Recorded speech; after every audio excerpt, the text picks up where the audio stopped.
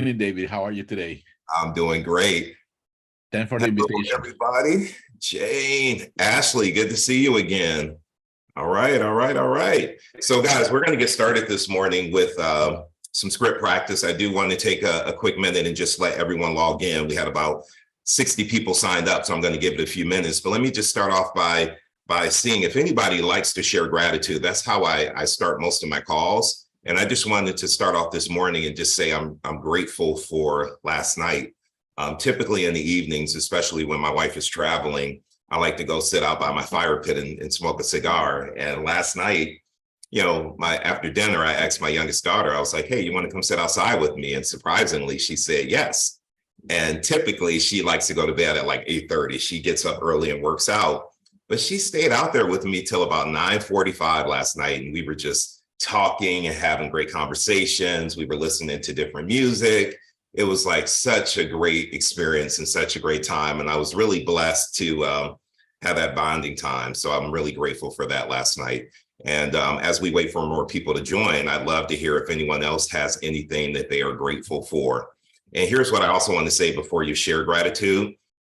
It's not a requirement, but I would say if there's not a reason for you to have your camera off, turn your camera on. I want to see your face. I don't care if you're having a bad hair day. I'm having one too, so it's all good. But it's good to see your face and have an interaction with you. So really quickly, as we let some other people join in here. What's up, Ariane? What's up, Haza? What's up, Jenny? Anybody have any gratitude that they would like to share, anything that they're grateful for this beautiful Friday morning, besides this beautiful weather we're having? Like, come on now.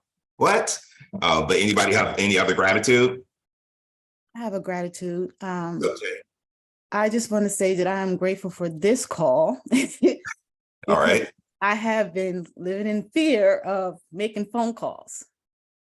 And I'm just looking forward to how far I can get to overcome this hump, because I psych myself out every day. I don't get it. I understand. I think a lot of people on this call probably feel the same way, Jane. I have felt that same way in the past, where I just kept sitting on the sidelines. Like, I know what to say. I've gone to enough classes. I practiced enough. I know what to say, but it's something about picking up that 800-pound phone. It's like too much sometimes. And I'll tell you this, and you probably have heard me say this before, Jane, and I truly believe it. And this is why I'll say it to you. Our goal is to really help you get comfortable being uncomfortable. I still, if I make calls, if I get in front of a group and speak, I'm honest about it all the time. I'm never completely 100% comfortable in my skin. I just have learned that it's something that I need to do, and I do it anyhow, no matter how I feel. And what happens is when you do that day and day and day and day, week and week and week and week, you get stronger, you get better, and you learn how to get more comfortable in your skin. And here's what I will tell you too. People need you. And you're robbing them of the opportunity to have a great agent because you're not picking up the phone, making those calls. They need someone like you. They need someone who would really care about them and what's important to them and help them achieve their goals. And sometimes when we don't make those calls, they end up in the hands of an agent that doesn't serve them well. So we got to go advocate for ourselves, but we got to go advocate for our future clients as well. So I hope to help you, Jane, get out of your comfort zone and get out there and make calls. I'm shaking now. Hey, like Taylor Swift, what'd she say? Shake it off, baby. Let's shake it off. All right, so I want to get started because I want to be respectful of your time. We're going to end right at 9:30, and this is a call that I plan to do in the future. So I have all your information. I'll put you on my mailing list and make sure you know when I do it in the future. Here are some ground rules, just so you guys know. This call is not set up to embarrass anyone. It's for us to get out of our comfort zone and get better at scripts. I like to say we sweat and practice so we don't bleed in water, right? We need to practice scripts with people so that we're not practicing on our paycheck, getting in front of our clients and not saying the right things. We don't want to lose opportunities because we don't know how to overcome the objection of scripts, right? Objection of commission. We want to be able to get that opportunity, so we need to learn what to say. So, if I call on anyone, if you're role playing and you kind of lose your thought or you don't know what to say, that's okay.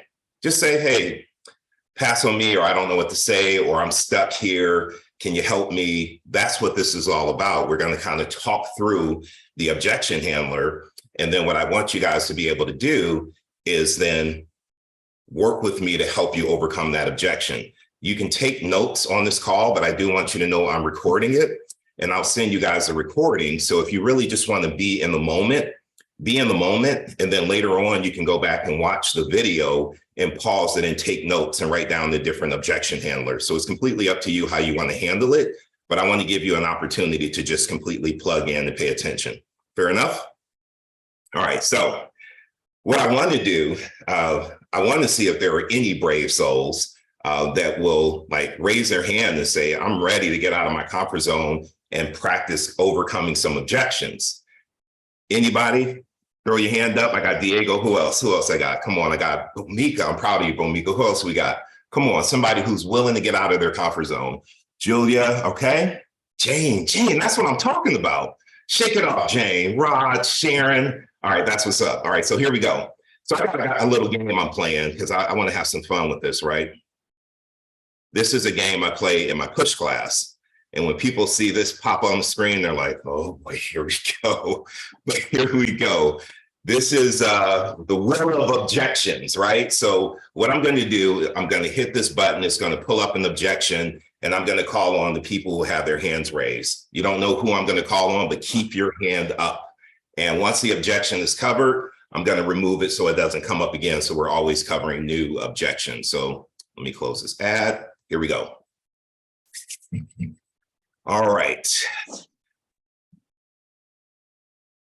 Hey, listen, Bomika, just bring me a buyer. I'm not looking to list my property at this point in time, but if you bring me a buyer, I'd be happy to pay you the commission. I was on mute. Thank you, David. And I really appreciate that you're willing to work with an agent to bring you a buyer. Would you like me to bring you a buyer or many buyers? Well, I mean, all I need is one. If they are willing to pay my price, I'd be happy with that. Of course, and I would really help you with that. But tell me something, David. When you sell this house, where are you planning to go next? I'm actually moving out to California. Why do you need to know that? Well, that's because, David, I prospect for buyers every day. Like, you need a buyer. So I wanted to see if you could be a potential buyer for one of the listings that I have or my team has. So you're moving to California, you said. And why is moving to California important to you? Listen, if you have a buyer, Bomika, just bring me a buyer. I'm not really interested in getting into that. That's really none of your business. Like I said, David, that I work with a lot of buyers that are interested in the town where you have your house, but I also wanted to see if I could help you because you're moving to California. I have a lot of network with great agents and, they should be able to help you in what you're looking for. So why is moving to California important to you? Well, if you have someone that can help me in California, that'd be great. I'm going for a new job. I'm going for a job transfer. Oh, transfer job. That's got to be really exciting for you. And what is it going to do for you when you move to California with a new job? Listen, more money for me. I've been working hard. This is a pretty big promotion, so it's just a lot more money for me. And, I don't have a family yet, so I can have the flexibility to pick up and move. And I'm excited about the opportunity. So do you have a buyer for me? Well, I do have a buyer and I want to talk to you about that, but it's very important for me to preview the home because I'm not going to bring a buyer, they haven't seen the home. So as a real estate agent, my job is to study prices and homes. So when can I meet you to discuss this and to, preview the home and go from there? Listen, if you want to preview the property Saturday, I'm having an open house from 10 to 12. You can stop by, around 10 o'clock when I get started. How about we do this, David? I'll meet you at 9 o'clock. I have some resources for, that could help you with the open house. And maybe I could help you, managing the crowd at the open house. And we can talk more about how I can help you in bringing the buyer or how I can help you in getting your property sold. So 9 o'clock on Saturday sounds good? Why don't we push it to 9:30 because I have an appointment at 9. So if you can come at 9:30, I'll meet you then and hear what you have to say. Okay, are you meeting with other agents? No, I have a meeting with a trainer. All right, so I'll see you at 9:30 then. Okay, all right, thank you. All right. All right, so Bamika, here, let me say this really quickly. So for everybody else on here, here's what I want to do. I want to just cover the objection. I don't want to go into like the full script. I want you to cover the objection really quickly. However, Bamika, here's what I loved about what you did. You didn't let me throw you off. Like I was pushing back on you, like, why is that any of your business? A lot of times when that happens, when we're talking to a seller, we kind of freeze up and we don't know what to say. What I loved is that you kept it going, you kept pushing through. And that's what we need to learn how to do. Sometimes we give up too easy with that first, like, why is that any of your business? And you're like, yeah, why is it that my business? Why am I asking that question? You had a reason, right? Every day you prospect to find buyers for your sellers. I just wanted to know if you might be a potential buyer for one of the listings that we have. That is the correct response. And you have to have something to say. So I give you kudos for pushing through and getting to a point where you're at least meeting with me. Because as a for sale by owner, your job is not to list me on the phone. Your job is to get in front of me and then have a conversation about listing me. So however you got there, and it's good that you had a response for everything I had to say. So I give you kudos on that. Good job, Bamika. Thank you. All right, so here we go. I'm gonna share my screen again. We're gonna do my will and names again. And who will I call on next?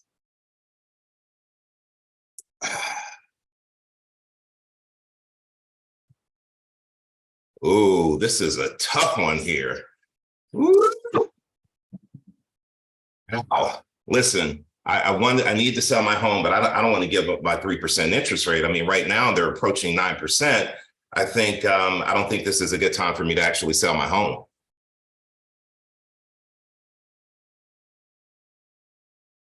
Al, you there? You frozen? You're muted. Can't hear you. Did you say Al? Yep.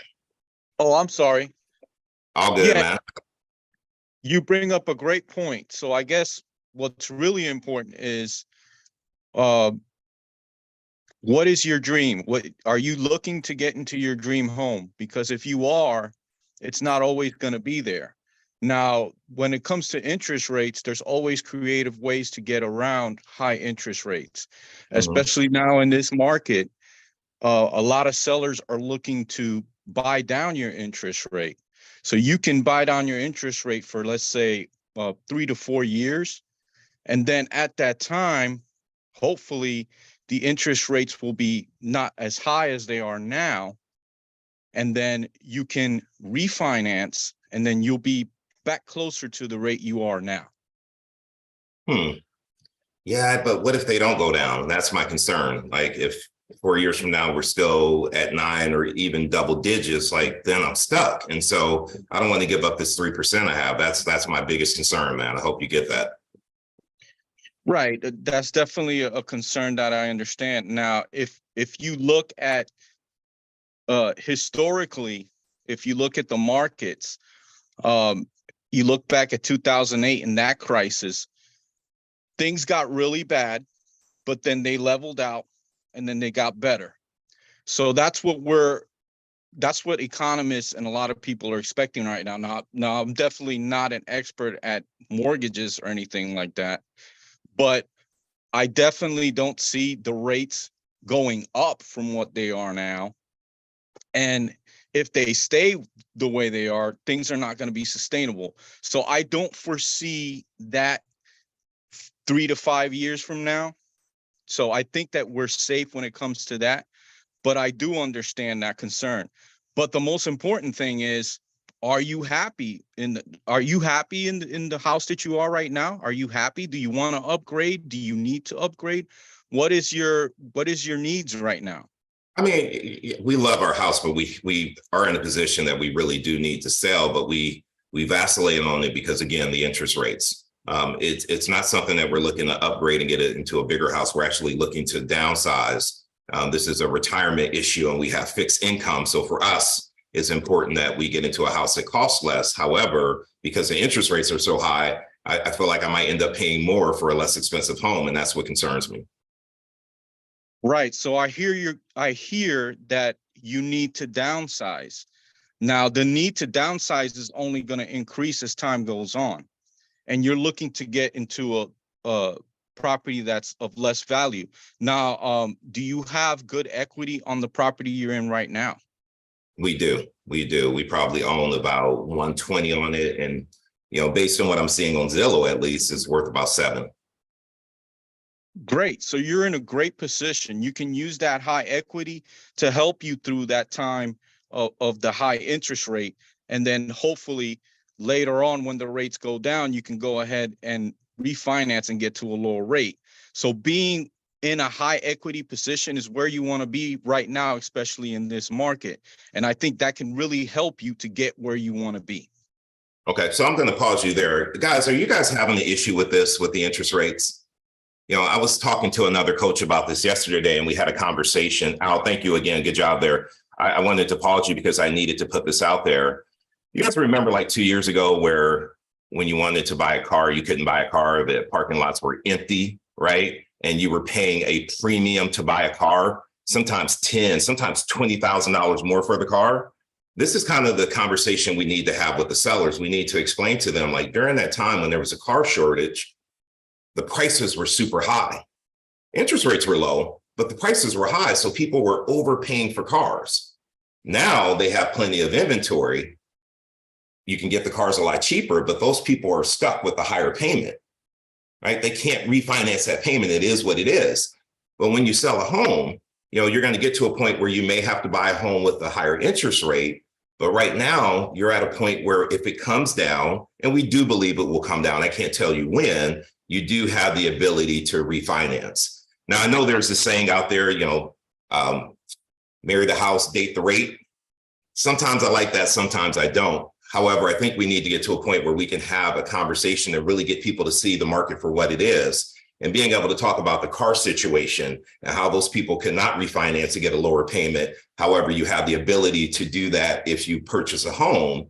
That conversation is important. But what we need to understand is that we can't force anyone to move. We can't motivate someone to move. We can motivate them. So really what's important in a situation like this, Al, is that we understand truly what the seller's motivation is. Because when people are motivated, it's not about the interest rates. People were buying houses when it was 18%. I don't know how many of you guys remember that, but interest rates were 18%. My first house I bought was 9%. So when I hear rates are headed up to 9%, do I think it's high? Absolutely. But do I know people buy houses at 9%? I absolutely know they do. And I've done it before in the past and refinance. So we got to have stories and situations and be able to talk to people about the interest rates. Any questions about that before we move on? Because I know that's a touchy one. That's still one I haven't completely mastered. But if you have a question about that, just unmute yourself before we move on to the next objection. I just want to say that I do okay. Listen, here's what I love about what you did, Al, and this is what I want people to understand. We may not always have the perfect answer, the thing that's going to make them say yes. However, you're able to continue the conversation. You're not getting stumped. And that's a big part of it, to just keep the conversation flowing and then getting to the point where this is one thing I want you to work on and everybody else in here to work on. And I say this with love, man. You were talking a lot. We need to be asking a whole lot more questions, and we need to do more listening than talking. So that's, if there was anything I would tell you to do, is write down some questions around the interest rate, write down some questions that you can be asking the seller, because you want them to get talking, right? And you'll get information from them that you can use to help close that deal. Good job though, man. You kept going. That's all I have to say. Good job. All right, so I'm not going to even spin the wheel because I want to talk about something that's really important to me. David, I do have a question. One moment. I do have a question. Hey, go ahead. Yeah. So, I know you said you paid 9% when you bought your first house, and a lot of people would definitely throw out there that, houses back then were not as expensive as they are now. So now, how would you overcome that objection? Whew, you got me on that one. Houses were not.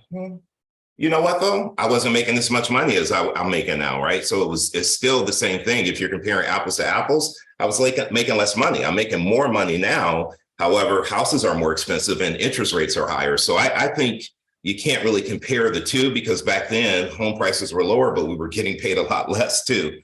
I mean, I look at my teenage daughter, 17, she's making $15 an hour working at freaking Wendy's. What?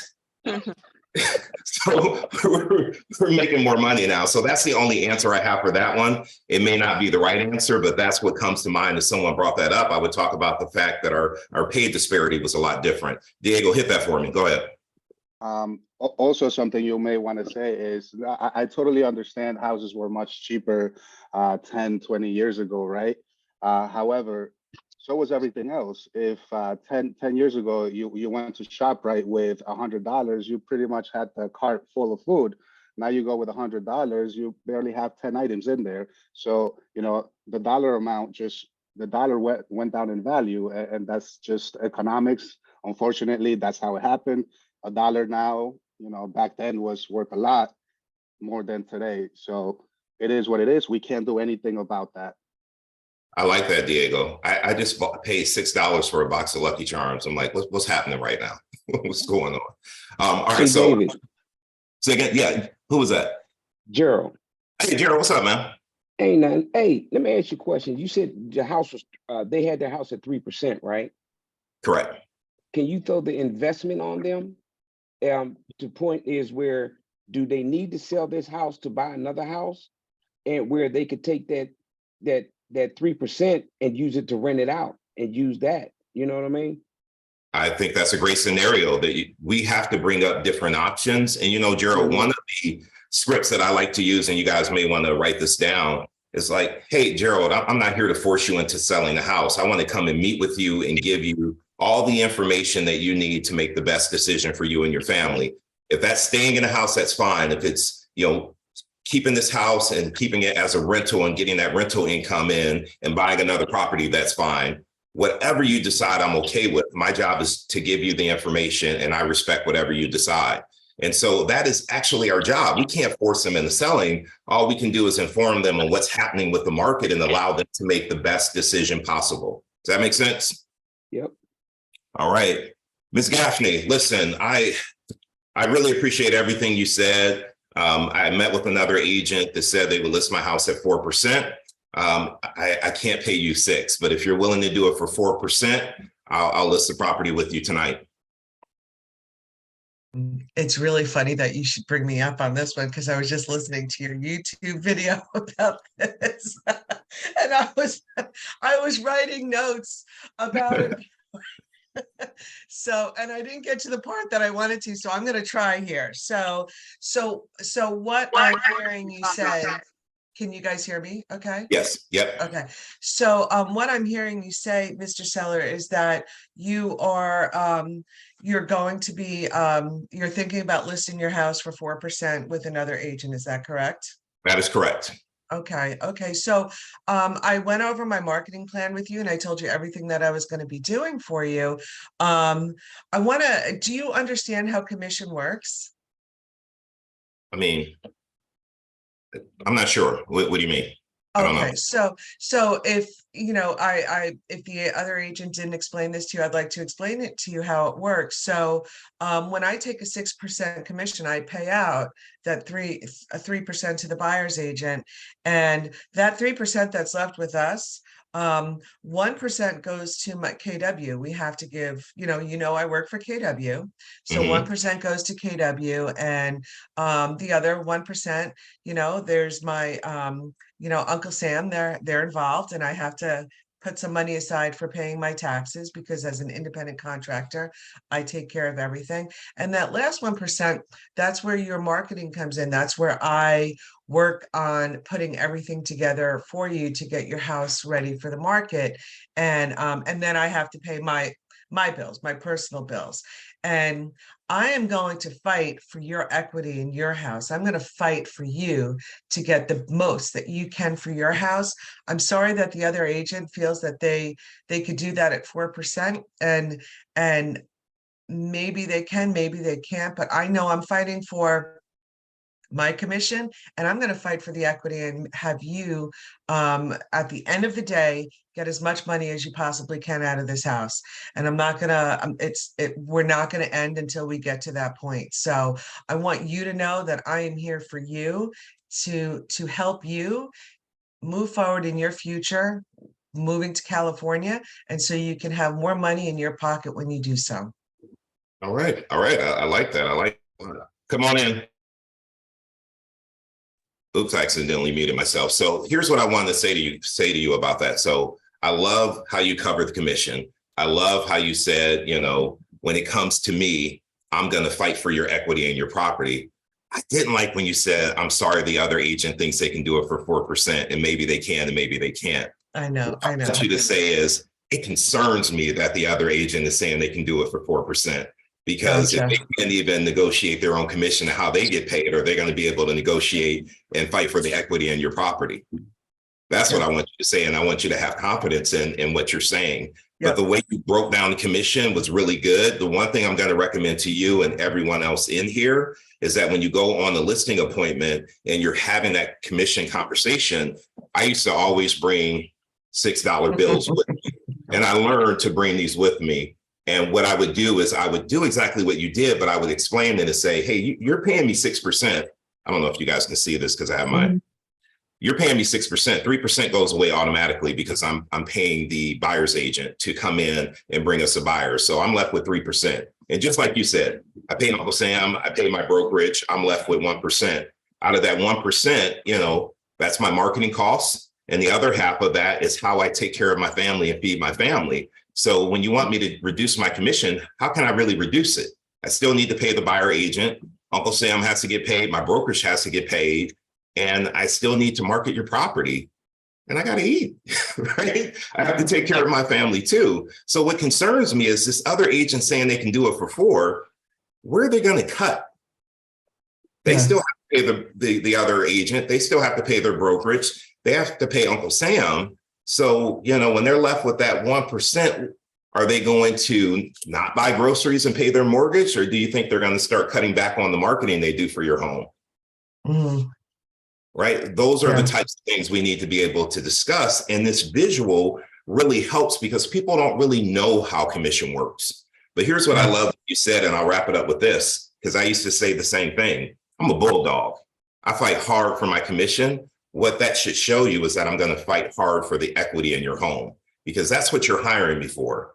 A trained salesperson that knows how to negotiate. And what you want is at the closing to put the most money in your pocket, don't you?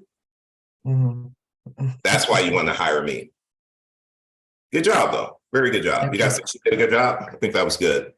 I want the same commission objection, but you can't use what she said. I want to hear something completely different.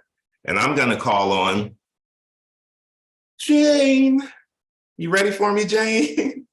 So Jane, here's the first thing I'm going to say to Jane and to everyone in here. What's the first rule when you're overcoming an objection? Someone unmute and tell me the number one rule. When someone gives you an objection, what's the first thing you should do? Just unmute. Isolate. Ask a question. Acknowledge and affirm.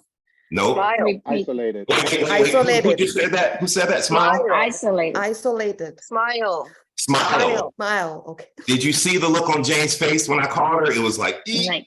And most of you don't know what you look like when someone gives you an objection. You look like that deer caught in the headlight, and their confidence goes down when you don't have confidence on how you're going to respond. So what you need to practice when you get an objection, the first thing you do is smile, right? And then you acknowledge it. David, so you want me to lower my commission? Okay. Then you isolate it. Other than lowering my commission, is there any other reason you wouldn't list with me? No, that's just it, just commission. Great. Then you overcome it and then you close. But you start off by smiling. You want them to see confidence. Even if you're shaking, right? Even if you're nervous, you smile. And when you smile, when you acknowledge, when you isolate, that's all automatic. That should happen automatically. And that gives you time to think about what you want to say and how you want to respond and gather your thoughts. So Jane, let's start over. I want you to smile this time. So Jane, listen, I'd be willing to list with you, but I'm not going to pay 6% commission. Can you lower your commission? I understand your concern about your commission, but why is commission so important to you? Well, because I need to buy another home. We're actually upgrading and I need every single dollar. So if I can pay less than 6%, that's more money that's going to the new house, right? I understand your concern about that. But let me ask you this. How important is commission versus you getting into your new home? Well, I mean, they're both important. I need the most money to get into this new house. It's a bit of a stretch for us. So if we can save, 1 or 2 points, That makes a big difference for us. I'm stuck. Okay, so Jane, so let me ask you this. Let's pretend that you weren't stuck and you knew what to say. What would you say? I don't know. I'm actually stuck. That's okay. That's okay. One thing I do want to say to you and everyone on this call, the first response when someone says, will you lower your commission? Here's what I want you to do the first time. You look at them, you smile, you say, no. Do you have any other questions? That's your first response. That's right. And here's why. A lot of people are told, like, hey, see if they'll negotiate with you. My agent lowered their commission. See if your agent will. And so a lot of times they're just asking to see if you're negotiable, right? And when you look at them and you say, no, do you have any other questions? And here's the key to that. Then after that, shut your mouth. Do this. Don't say anything. And just let that silence sit there. Half the time they'll look at each other and they'll go, okay, where do we sign? And then that's easy, you get your commission. Then there are going to be other times when they still want to push back and say, well, we talked to another agent that's willing to do it for 5. And so for us, like I told you, the money really matters. And so if you can do it for 5%, I'll list with you today, Jane. Will you do it for 5? I understand that you have a strong position on a commission, but the commission is negotiable, but I will not negotiate 5%. Why is that? Why are you not willing to negotiate when the other person was? Well, if they're willing to negotiate their commission that easily with you, how would you fit? Okay, let me start. Keep it coming. You got it. Keep going. You got it. You got it. 5% commission with you. What do you think they're going to do when it's come to the closing table and you haven't netted the most money because they weren't willing to know, they were willing to give up so easily on their commission? Okay, Jane. So you're getting, see, come on, have some confidence. You were saying the right stuff, right? Can I tell you what I would maybe tweak in that a little bit? So you be the seller and I'll be the agent. And I'll say, Jane, you know, it really surprises me that you'd be willing to list with someone that's discounting their commission. Let me ask you this. I know that you're interviewing agents to sell your home, but I'm sure one of the things that you're looking for is someone that's a top negotiator so they can get you top dollar. Is that correct? Yes, I can agree with that. Yes. Yeah, of course. So hasn't that other agent already showed you how they negotiate? I mean, listen, they can't even protect their own commission. And if they can't protect how they get paid and how they take care of their family, do you think that they'll be able to do a great job protecting the equity in your home and getting you top dollar? It is a possibility, but I really don't want to pay 6% commission. Yeah. So it's not really about the commission though, Jane. Let me just explain. It's not about what you pay me. Ultimately, it's about what you net at the closing table. You would agree with that, right? Yes. If I could demonstrate to you that even at a higher commission, that I can net you more than that other agent, you would list your house with me, wouldn't you? Yes, I will. All right, well, let me show you. Okay. Then guys, I'm going to go over my list price versus sales price ratio, because if you've done your homework correctly, you should know who they're interviewing, right? You should have your stats, and hopefully you or your office has better stats than that agent or their office. So then we got to get into the numbers. We got to talk about, my list price to sales price ratio is 106 and that agent is 99%, like whatever the numbers are. And you have to break that down to show them how hiring you, they're going to end up making more money. It's not about the commission they pay. It's about what they net at the closing table. And so take the conversation away from commission, talk about what they net, show the numbers, and then take the listing. But if you notice, I'm doing a lot of this, wouldn't it? Don't you agree? And I'm nodding my head. Those are tie downs. And like, I want you to start agreeing with me during the conversation. And if I'm in front of you or even on the phone, I practice always nodding my head because I want to make sure I'm doing that when I'm in front of you. Because when I start nodding my head, you start nodding your head, you're in agreement with me. It's a sales technique and you're using tie downs. Wouldn't you agree? Wouldn't it? Doesn't that make sense? we have to use tie downs when we're having these conversations to get people to agree with us. Good job, Jane. And here's what I have to say. Like a lot of other people on this call, they don't want to raise their hand because they're nervous. You're going to get better and go out there and get business because you're willing to get out of your comfort zone and raise your hand. And that's how you learn. So kudos to you. I appreciate you. All right. So really quickly, someone throw me out an objection you guys want to cover. I don't want this to be about me. Let me ask Ashley. Ashley, what's up, Miss Augustine? I was in the gym this morning thinking about you getting my workout on. I was like, is Ashley out there doing a run? But tell me an objection you have. What's up? We don't want to sell it online. We don't want it all marketed and everything crazy. I don't want a bunch of people in my house. I just want a quick deal. Maybe the agent can come in, look at it, virtual his people in, people steal. I just don't want people in my house. Oof. I hear that one, Ashley. I have a great response for that, but I actually want to hear who else has their hand raised? Oh, wait, hold on for a second, guys. I've already called on the 2 people with their hands raised. I need some more volunteers to step out of your comfort zone. Put your hand back up, Raj. Put your hand back up, people. What's up? Don't run scared in here. Raj, give it to me. Overcome that objection, man. She wants a quick deal. Something's going on with your mic. So, Raj, Yeah. these people don't want to list online and they don't want people to come to their house. Okay, so you don't want to get the maximum exposure for your house. You just want to list online and don't want a lot of people to come to your house. Is that what I'm hearing? No, I don't even want the pictures online because, people look at pictures, see where I live. I just want someone to come in and buy the house at the price I want it to, but I don't want to put it online. Okay. I understand. Are you open to doing at least one weekend of open houses?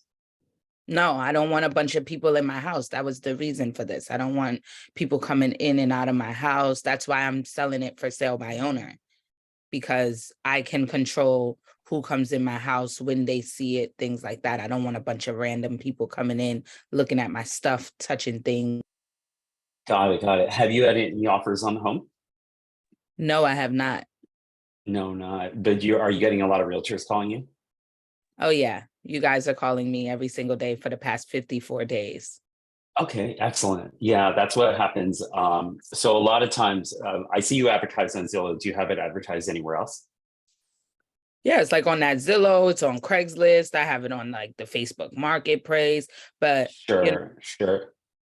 But you're not getting the buyers that you need qualified. So, so what is the main reason you didn't list with an agent? Is it commission? well, yeah, like I can save on the commission, but it's also because, they don't care.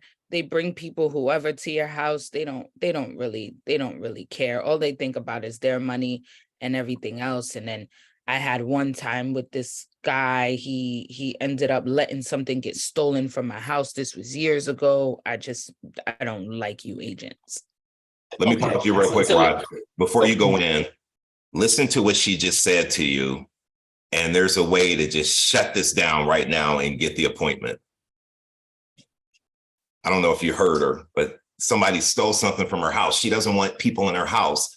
She doesn't want people walking through her property. She doesn't want pictures. She just wants someone to come in and make an offer. If I told you, Raj, you got a minute to close this and get the appointment or it's done, what would you say to her if I told you you had less than 60 seconds? What was the reason you're selling your house? Where are you moving to? I already have a house in the Poconos. Okay, so if I can get you, if there was a better way to get your home sold and really make sure that only qualified buyers come in, would it be worth 15 minutes of your time to at least learn about it? Only qualified buyers come in. 100% qualified buyers. I'll stop by today at 3 p.m. Does that work for you? I'll show you exactly what I can do and you can make a decision. And I you're will gonna only put it online and all of that stuff. we will discuss that. That's the first thing we'll discuss when I Why come we in. can't discuss it now? Why you have to come in my house? You another one want to just get in my house. Why you can't discuss it now?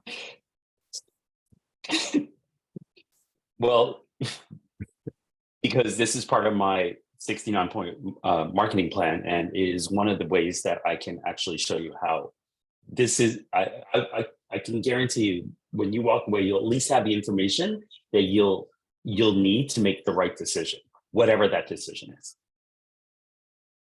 Okay, Raj. Ashley, Ashley, Jump in there. Who is that? Hazel? Jump in there. yeah. Ashley, it really sounds to me that you're concerned about your home and the safety of your items. Is that correct? Is that what I hear? Yes. I would, I'm with you, and a lot of my sellers are concerned about the same thing. Why don't we meet, Ashley? Let's just go over how we can put together a strategy that we only get people in here that are truly qualified. And there's even other ways that we can sell this exclusively. So why don't we meet for 15 minutes? If it doesn't make sense to you, Ashley, then you can continue for sell by owner. But I truly hear you. And I just want to go over some things that might make you feel better.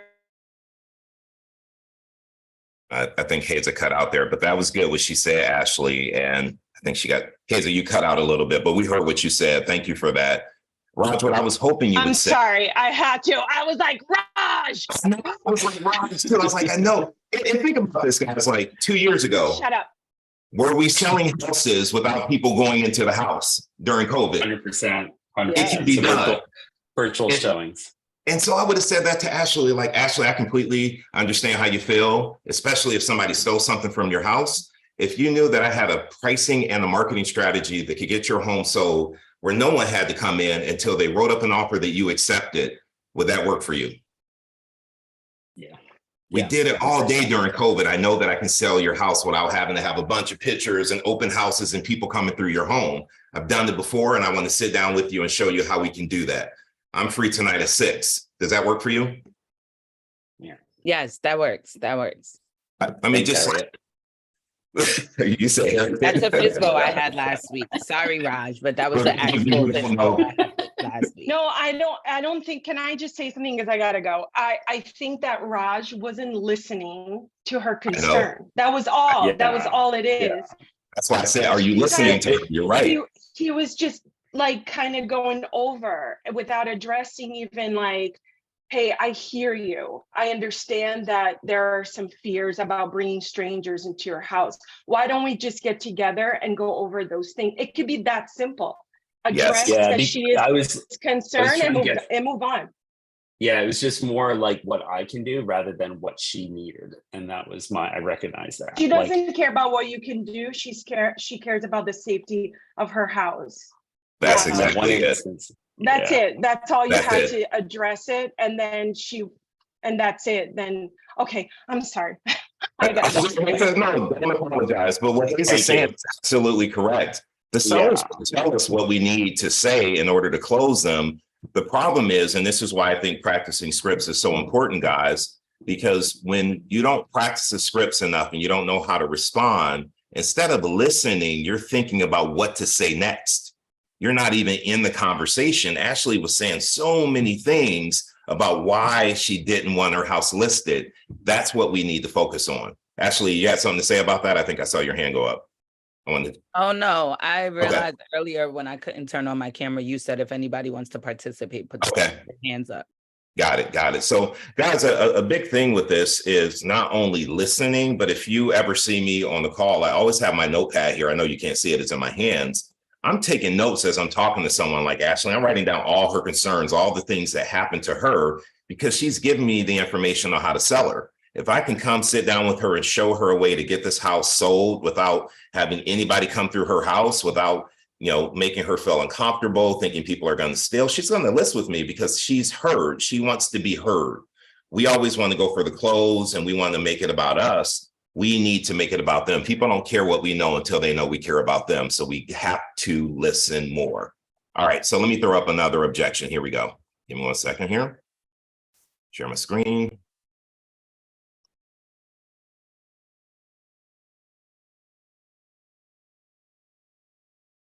Alberto, listen, we are no longer selling. I know the house expired yesterday, but we have decided to take the house off the market. We are no longer selling. Yeah, I understand that, you know what, put the property back on the market right now. But if can show you a way where I can net more money for you, are you ready to put it back on the market now? No, listen, we have a house on the market for 6 months. It didn't sell at the price we had it at.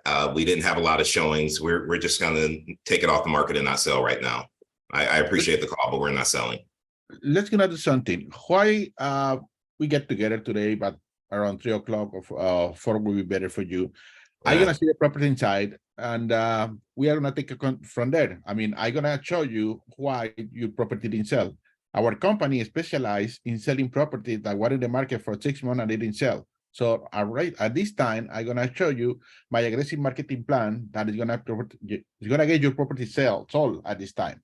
Alberto, listen, I just, if I let every agent who called me come in, I wouldn't be able to get any work done. Like we're just going to take it off the market. We were disappointed it didn't sell. We're going to rethink it and maybe relist it in the spring. So if you want to give me a call back, like in maybe March, we can talk about it. But right now we're just kind of done with the whole process. I completely understand your hesitation, David, but let me ask you something. If you would sell the house right now, where are you going next? Well, that's the whole thing. We couldn't sell it right now, so it doesn't even matter where we're going next. It didn't sell, right? Where were your plans when you have it on the market?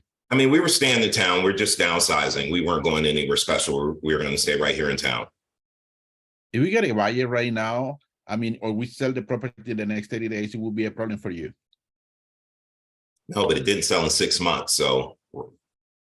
Yeah, for that reason, I can show you my aggressive marketing plan that is going to make sure that your property is going to be sold at this time. Is 3 o'clock work for you today, or Wolf will be better? So I'm going to pause you right here and Alberto say this. I wish you would have led with that and said, if I brought you a full price cash offer today that made sense for you, would you still sell the house, or is it just off the market and you're no longer interested? Because right there in the beginning, you're going to find out if I'm serious or not. If I'm serious, I'm going to say, well, actually, yes, I would accept it. That's why we have the house on the market. We're trying to sell. We just didn't receive any offers. If I'm not interested, I'm going to say, nope, it doesn't matter. We're staying. And then that becomes a condition, not an objection. So lead with that. Hey, if I brought you an offer, full price offer, cash, would you accept it right now? They say yes, you know you have an opening, you know you have a motivated seller. And then you have to go into setting the appointment. Ashley, how would you set that appointment if I said that to you? If I say, yes, I would take a full price offer if you brought me one right now. I would go into motivation and then I would set the appointment, because now I want to know what is so important about that number. Okay. And that's the right way to do it. You dig into motivation. People are running away. You want me to role play? First pleasure. Well, I mean, this is a role playing call. I mean, okay, great, David. So if I bought you an offer today, full cash price offer today, you would be open to selling your home? Well, of course. I mean, actually, I had it on the market 6 months. We just didn't get any offers. Right. So when you had it on the market and you got that offer, where were you going to go to next? What was your plans? We were staying right in town. We're just downsizing. We're going to get a condo. Oh, okay. Why did you decide to downsize? What about a condo? Well, I mean, that's not really important since the house didn't sell anyhow. So I don't know why you need to know that. Well, the reason why I need to know that is because, like you said, you would be open to taking a full cash price offer. And if I could show you a way to get that done, you would be open to selling your home. So I would need to know where you're going to next. We got a lot of inventory, David. I can help you with that too. Well, I mean, like I said, we're looking to downsize. We are looking for a place just with a master downstairs. You know, that's the biggest thing. We can't deal with the stairs anymore at our age, and we need to downsize. Oh, you can't deal with the stairs anymore. So this is important to you to get this home sold. Where have you guys been in the house? What do you mean? Where have we been? If you guys can't deal with the stairs, how has the stairs been affecting your style? It's really my wife. She suffers from arthritis, and just going up and down the stairs is really tough on her. So she's been downstairs, you know, in the guest bedroom, but it's just really tough being disconnected from the entire house. So we decided to downsize and get a place where we can live on one level. Right, right. Okay, that's good to know. Thank you for that information, David. So, like I said, I would love to come in to show you exactly how I can use my marketing strategies to get your home sold. I specialize in homes that didn't sell the first time around, and I want to show you how I can get your home sold quickly for top dollar. I'm available today at 4 or tomorrow at 2. Which one works better for you? So for you, Ashley, I'm going to say 2, but I'm going to back you up a little bit. Somebody unmute and tell me what I wanted Ashley to say that she didn't say. I could say it because I'm thinking it. Can I say it? Yes. Okay, after you told me that your wife was disconnected from the house and the family, my next thing I would say is, I am so sorry to hear that. And I would like to do anything that I could possibly do to help make and alleviate that situation for you and your wife. That's what I'm looking for. So guys, we got to be human. We can't be so salesy, be human. And then the follow-up question would be, Ashley, let me ask you, like, once you're into this house and you're on one level, what would that do for you? What would that do for your wife if she didn't have to deal with the stairs anymore and she could be reconnected with the family?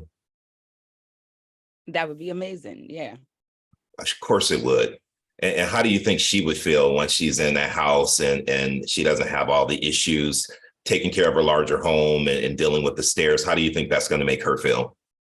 Make her feel good. Yeah, for sure. And that's why I want to know motivation, Ashley, because I sell houses every single day. It's not about just another transaction for me. It's about really understanding your motivation. And now that I know why it was so important for you to sell this home and what it's going to do for you and do for your wife, we got to get together, because I know that I have a strategy that can get your home sold and we can get you into a living situation and bring your family back together.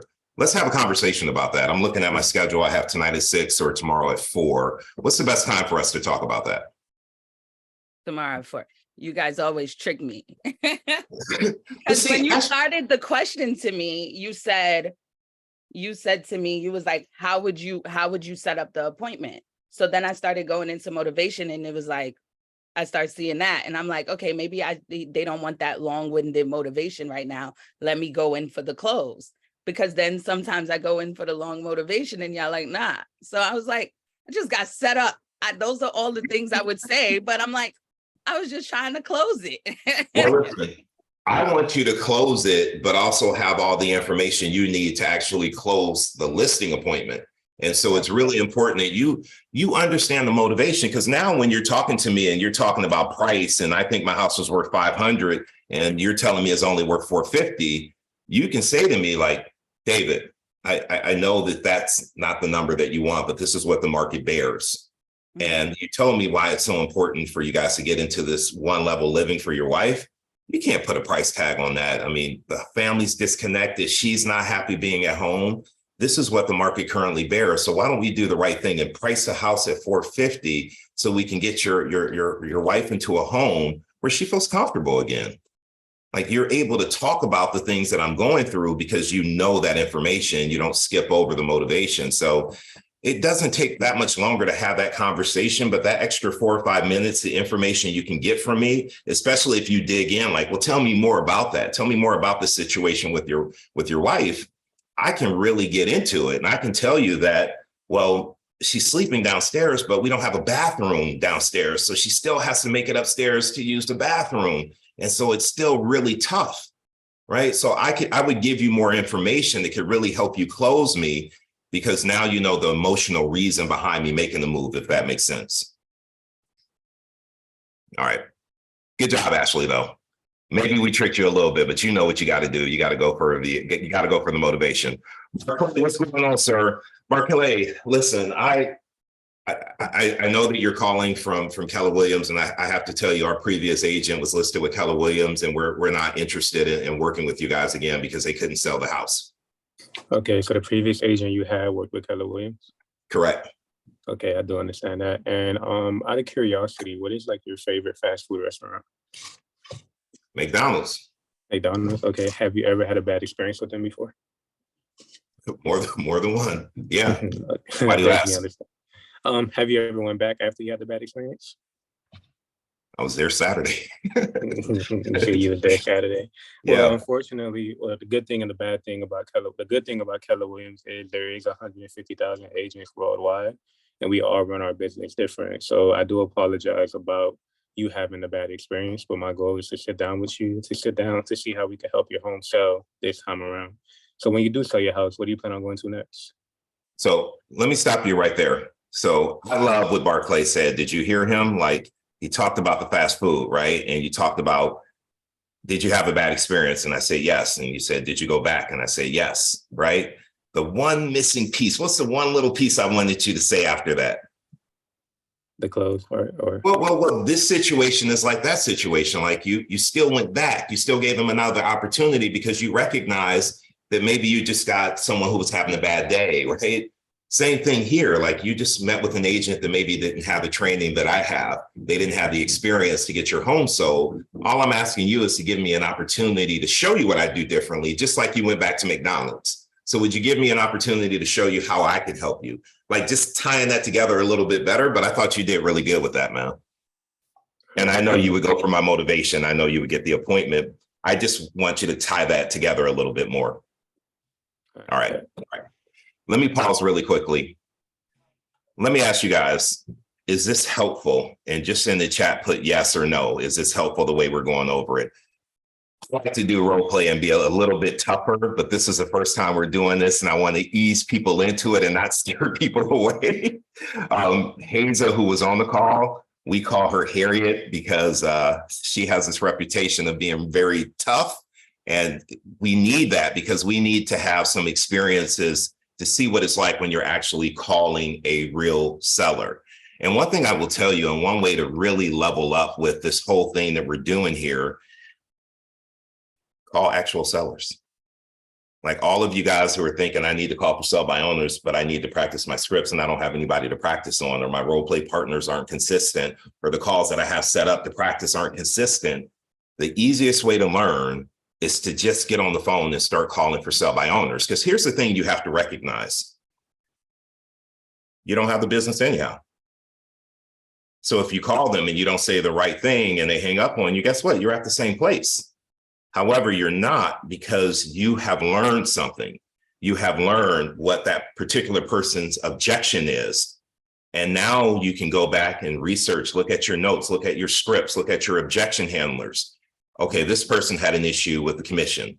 Okay, let me polish up on my commission objection. Let me call them back tomorrow.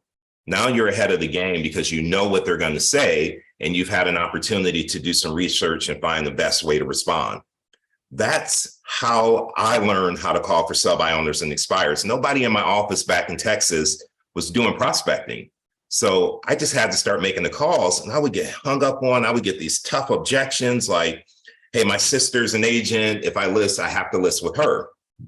In my head, I'm thinking, well, sure you do. Like, why would you ever work with me? But guess what? There's an objection handler for that. Because if they really wanted to list with their sister, they wouldn't be a for sale by owner. They'd be listed with the sister. And we have to understand that, and we have to know how to have that conversation. So one thing I want to tell you guys, you should be practicing your scripts every day. If you want a formula that's going to allow you to be successful, it's 2 role play partners a day, 5 days a week. Each role play should be 15 minutes, right? 5 minutes, you're the agent, 5 minutes, you're the seller, 5 minutes, you guys have an opportunity to talk about what you did well and what you can work on. Imagine if you did that 5 days a week and you gave yourself 30 minutes a day. We're talking about 2.5 hours a week. Don't tell me you don't have time to do that. We have 168 hours in the week. You have time to do that. And here's the reason why you want to do that. When the person's ready to talk with you, if you don't know what to say, you're making a $10,000 mistake. You're going to leave $10,000 or $8,000 or $12,000 on the table because you're not able to answer their questions or overcome their objections. Put the time in up front. It's going to build your confidence, and it's going to actually make you want to get on the phone and create opportunities. So put the time in and practice. Take it serious. And to take it serious, what that means to me is that it should be time blocked. It should be in your calendar. A good schedule for that would be 9 to 9:30. Practice your scripts from 9:30 to 12, you're on the phone. and you're making calls, but it has to be time blocked, because if it's not in your schedule, it doesn't exist. And it has to be a standard that you have in your business, that I'm practicing my scripts every day. I'm making my calls every day. I'm doing my follow-up every day. That has to be a standard, and you have to come up with a number of calls that you're making or a number of hours that you're making the calls. And it has to be a non-negotiable that you do it every single day. And there are going to be things that come up. You're going to have a closing in the morning where you can't make your calls. You replace it in the afternoon and you make your calls in the afternoon. In this market that we're in right now, everybody tells you, your team leaders, your brokers, your coaches, they all tell you that we have to make 2 to 3 times as many conversations that we had to make 2 years ago in order to make the same money. We got to double, we got to triple down on how many calls we're making so that we can create opportunities for ourselves. And people keep saying, there's no inventory. There's no people out there. I call BS on that, because I can hop on Zillow right now and see 20, 30, 40 people with their hands up saying, I have a house to sell. But you guys aren't calling them. Nothing against door knocking, but you're going door knocking random neighborhoods trying to find somebody who might be thinking about selling their home. And that does work. I know people who get business from that. However, you're driving past people that have their hand raised. The for sale by owners are like, I have a house to sell and I don't know what I'm doing. I need some help. And you guys aren't calling them because you don't know what to say. The way you figure out what to say is by calling them, see how they respond to you, and then find the objection handler for anything they say and get right back on that phone and call them back. I used to call back like half an hour later. I would research the objection handler, get right back on the phone and call them back. And sometimes I would secure the appointment because now I knew what their objection was. Tabitha Brown said it best. Things are not happening in your business because you haven't started. You got to get started. You got to get out of your comfort zone. You got to get off the sidelines and start making calls. Sometimes you'll get the business just because you called at the right time. I remember calling a FSBO on the Monday morning and they were like, we were just talking about the fact that we need an agent. Can you come by? Like, I didn't even say anything. I didn't even get into my script. I just happened to call at the right time and they were ready. So we got to be on the phone. We have to make calls. Would it be worth your time if we did something like this on a more regular basis, where we came in and we had conversations? Because I like to have a conversation about scripts. I think role playing is important, but I also think it's important that we have a conversation and break down the commission, break down, I know someone who's a real estate agent, break down, I can't find a house to move to, so I don't want to sell my house right now. It's super important that we have these conversations. And I would be willing to do something on a more regular basis if you guys are committed. I've done it in the past, and then people raise their hand and say, I'm committed, but then they don't show up. So if you're committed to actually showing up for a role play practice on a more regular basis, just so I know and I can do a count and figure out if it makes sense to do it, just type the word committed in the chat so I know. And I will tell you, if you come back, it's going to be ratchet. We're going to ratchet it up a little bit. It's going to be a little bit more on the spot, throwing things at you. Today, I just wanted you guys to get a sense of what it's like, because a lot of people haven't even experienced scripting and role play. I didn't want to scare you guys off. I wanted to give you an opportunity to see how some of these conversations go. Everyone did a good job. Al, Ms. Gaffney, Raj, Ashley, everybody, Jane. Listen, the biggest thing I'll say to you, you are a great example of how all the agents on this call need to be. We go to so many classes and we take notes, and a lot of times we take those notes and put them right in our drawer, and we don't implement what we're learning. You said you were nervous and you still raised your hand. So next time it's going to be a lot easier to raise your hand. Next time you're going to know what to say a little better, right? And you're going to get better every time you raise your hand. I commend you for that. And everyone else that's on this call right now that chose not to raise your hand, that's okay. Like, I'm not going to give you any shit about that, but I will tell you that you get better when you start learning how to get comfortable being uncomfortable and just open your mouth and just start talking. No one on here expects you to be perfect. If you were perfect, you wouldn't be on this call. No one expects you to give the right answer. The expectation here is that you give your best answer, and then we tighten it up a little bit and show you what you can say differently. So next time you have that same conversation, you know how to handle that objection. That's what this call is all about. I don't expect anyone to have a perfect answer. Fair enough? All right. That was fun. Can I just add a little something to You can, for Diego. everyone that wants to do role play every Yeah. day? Don't do yourself and your role play partners a disservice. Make the phone calls so it can be real play instead of just role play. Yes. Yeah. Diego's right on that. Like, don't make the calls. Oh, how was your weekend? What's going on? And when you do the role play, you're an agent. That person you're role playing with is an actual seller. And so the way to really get better, don't say things like, oh, I messed up, let me start over again. You can't do that in front of a seller. You Hey, just Diego. have to keep going. Go ahead, Ashley. I think Diego means like in real life, make the calls so you could come back to the role play and actually. Oh, I'm sorry. I completely missed what you said. Like, so That's you exactly can what I actually meant. give real Yes. feedback. Yes. Because, you know, you could tell when you're role playing with someone that don't make calls, right? They're just giving you out answers from the air, when really you can tell when someone making that call because their objections is more real life and they're like, whoa, all right, you know. Sorry, Diego. I put a Raj. I wasn't listening to you, man. I was just just talking. I love you, Raj. I'm just No, messing you with are not gonna do my Raj like that. No, it's like that 3% interest rate. That's an objection that you're not gonna hear in many markets, right? That's very much so to this market, and it's an objection that you're gonna get a lot. It is. It is. It really is. So Can I say something I just thought about that 3%? go ahead. I will also mention that 3% was a special situation during a crisis, and that's not a realistic rate that you're going to get all the time. So I don't know if that would help in a conversation or in a going back and forth with a seller, but I just thought about that too.